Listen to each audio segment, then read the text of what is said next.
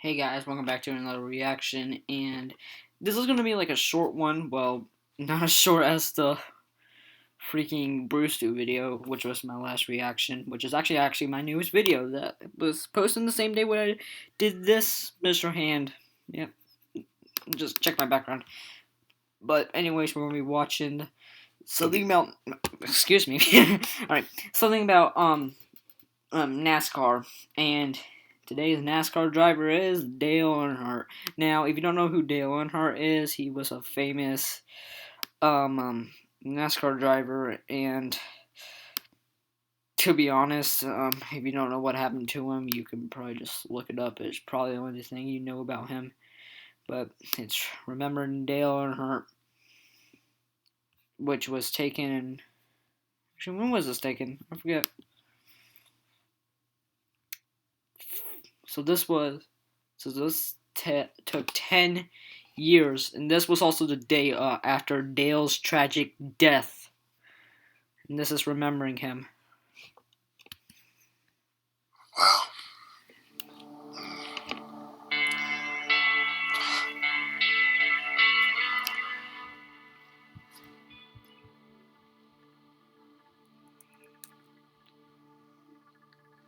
Dad would come into the Daytona bus and say, we all got cars that can win this race. Let's work together. And I'm like, whatever, man.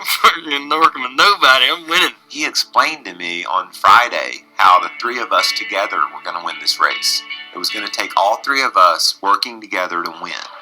The only time in his career that any of us can remember where Dale didn't really want to win the race.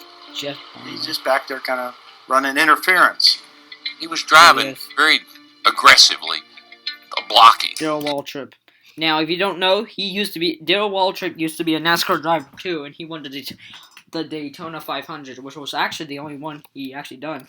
And I kept telling him, I said, Larry, if Dale keeps doing that, somebody's gonna wreck him. He can't keep cutting people off like that. It almost reminded me of a mother duckling or a mother hen protecting his two little chickens up there. As it came down to that last lap, I said, boy, this is an exciting finish. Storybook finish, really, with Michael Waltrip in a Dale Earnhardt car and Dale Jr. right there and Dale Sr. trying to protect their turf. We get the white flags in the air, and Michael and Dale Jr. go down into turn one, and they got a little gap between everybody else, and Dale's back there all over the place, got everybody bottled up. We came off turn 2 for the last lap of the Daytona 500. I looked in my mirror, and it looked perfect. And it all got clustered up when we went in turn 3. I thought, everybody's not going to get underneath Dale. But it happened. But I'm actually surprised it actually happened to him because he's the Intimidator.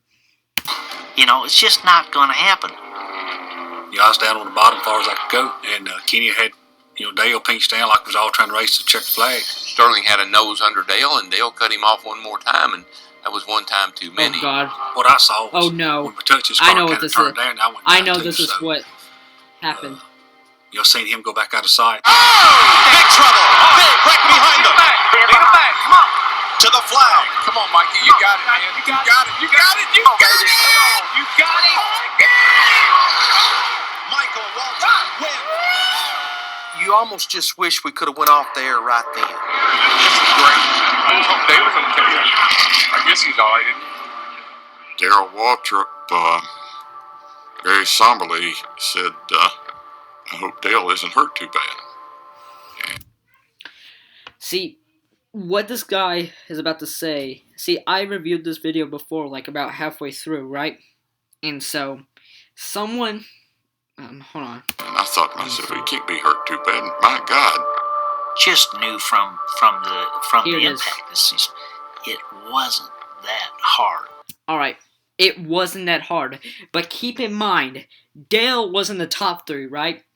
So you got Michael Waltrip, Dale Jr., and then Dale Sr. They're going around 190 miles per hour. And as the forces go, when Dale hit the wall, he also went forwards, but the other side too.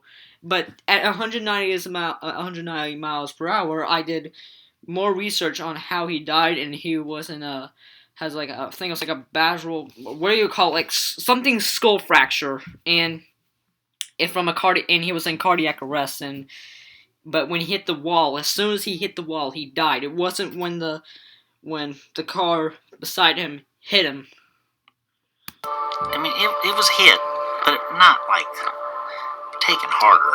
To me, at that point, everything was still okay. Everything, we just had, Dad just got caught in a wreck. I was sitting on the pit box and I jerked my headset off and jumped down, and I said, I better make sure he's okay. I put my headset back on. I said, Dale, you all right? Dale, you all right? And he never came back. I just walk over to Dale. When I took his net down, I was just quite surprised as far as the condition he was in. I think when I first realized that we might be in trouble here, I saw Kenny walk to the car, and Kenny was in a panic mode. I knew he was in trouble. I knew he was in big trouble. You're looking inside. If you hear that in the background, don't worry, that's just my baby sister. Turn 3, where rescue workers are helping Dale Earnhardt to get out of his car. My God. I was the first physician to get to the car. We very quickly realized that he's not breathing, and so we started CPR. We look in the booth, and we're looking on the monitor. I didn't realize the first couple times, but about the time Dale hits the wall, Kenny Schrader hits Dale. And so not only did he go forward, but then he went that way. That scared me. Basically, once we started the CPR, it became very apparent that he had a basal skull fracture. At that point, he basically was a cardiac arrest.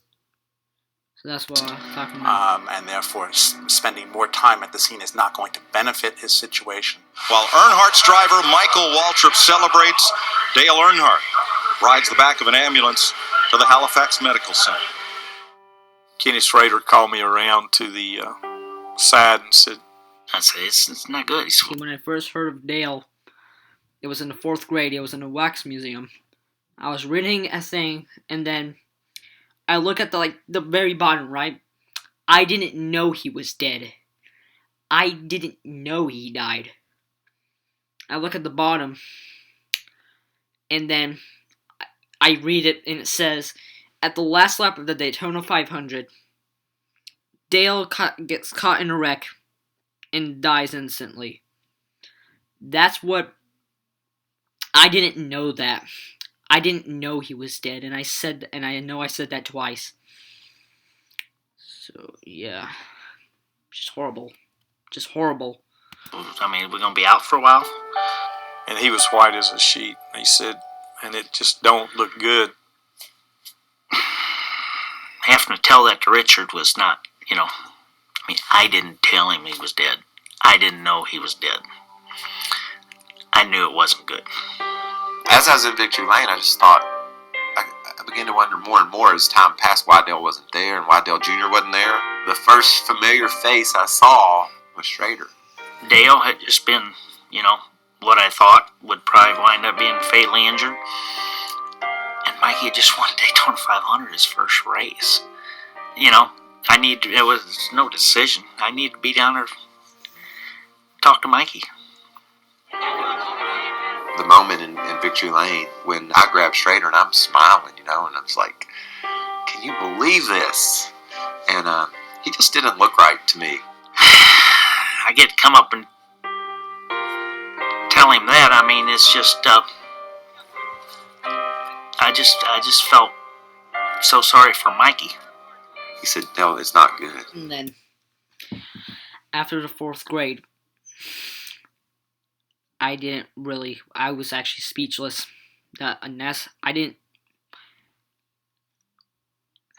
He's like the very first person that I knew that died in a race, and I just remembered when I first saw a video, it's like a 50-minute video about a documentary.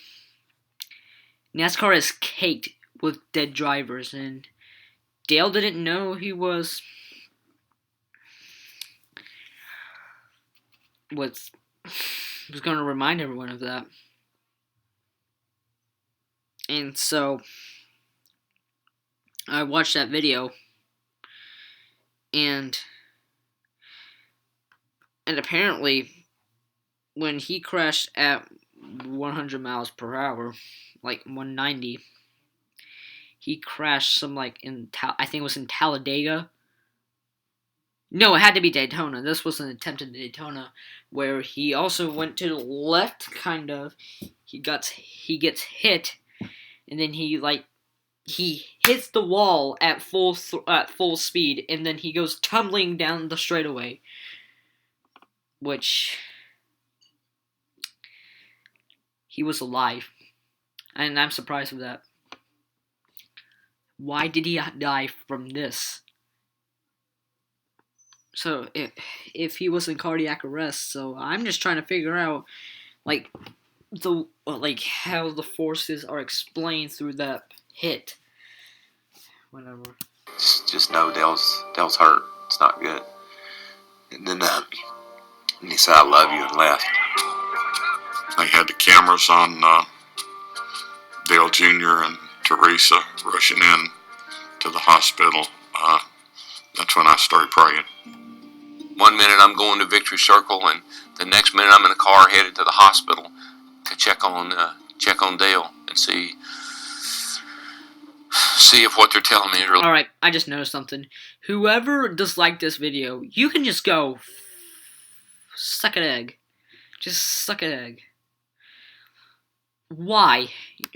Why? True. I would say it was probably an hour or so. I was sitting there with Dale Jr. and a few of us sitting in the room together, and when they came in and told us that we'd lost Dale. The first time Buffy and I were alone, I said, "He's going to be okay, right?" You know, I knew he was hurt, but I just was hoping that it wasn't the worst. My God. And she said, "No, he's dead." This is undoubtedly one of the toughest announcements that I've ever personally had to make.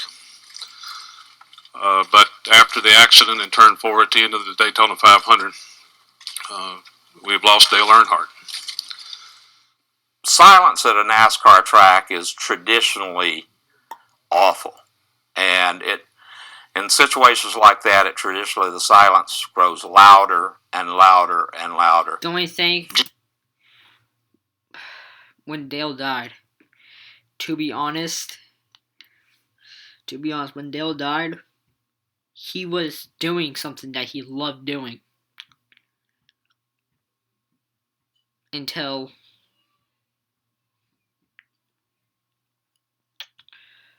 it's just speechless, honestly. Just shocked. Just shocked. Just couldn't believe what had happened. I remember going up there and setting up about all night long Sunday night, thinking it was a nightmare. One thing that I didn't ever understand, and I don't think I ever will on this earth, is why it had to happen. You know, why did that have to turn out like that? There he is, the Intimidator. Dale Earnhardt was Superman. We thought that Dale would never be hurt. And we were wrong.